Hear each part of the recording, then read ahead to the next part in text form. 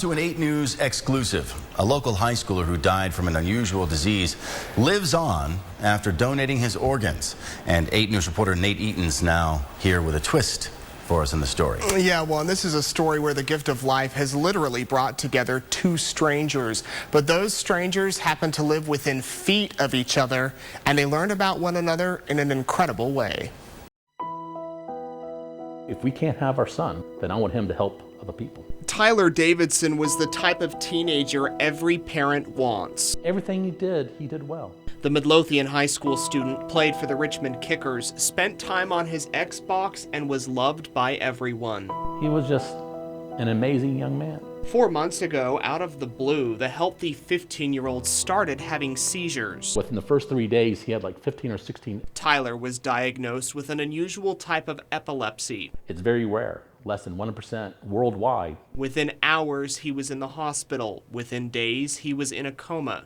Within weeks, he was gone. And they pretty much said that, he had some brain apathy, and he was not going to make it.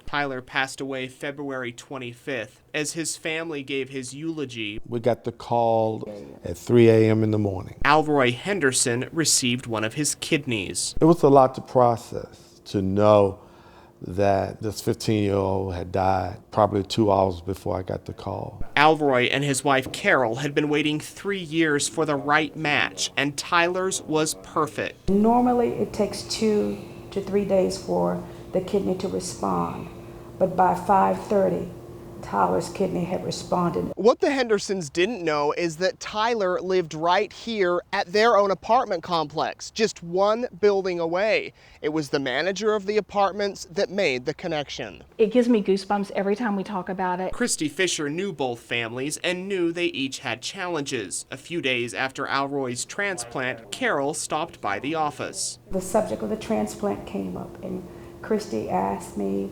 did I know the donor? She mentioned that they knew it had come from a 15-year-old boy, and that was about all they knew. Christy immediately thought of Tyler. She gave me a call one day. She says, well, I'm not sure if I should tell you this, but I think I know who has one of Tyler's kidneys. Ken was stunned, but after doing some research, confirmed Alroy did indeed have Tyler's kidney. All we received was first name, the age, and what he did, for a living.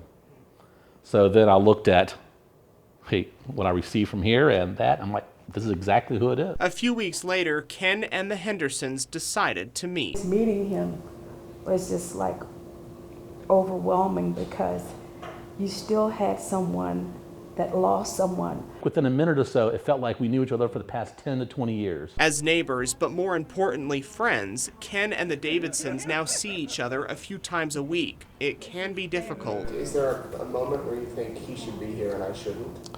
A lot of times. But they talk about Tyler. There's no question in my mind that God was totally in control. His life. Thank you is not big enough. And how he continues to live. We'd rather have him back here, but it's nice to know that he's really helped some wonderful people. And Alroy has never been to a soccer game, but he tells his wife if he starts kicking the ball around the house, she can blame that on the kidney. And interestingly enough, the doctors told him to name the kidney. It's kind of have a personal attachment. Fittingly, he's calling it Tyler. This story is really remarkable, Nate. How common is it generally across the board for organ recipients to meet the donor families? Yeah, it's not very common at all, and if it does happen, you go through this outside agency, and it can take months, years, so a case like this is very unusual. All right, really fantastic story. Thank you very much, Nate Eaton, for sharing that. Tell your friends. We'll keep an eye on both families involved in this one. Definitely. Thank you.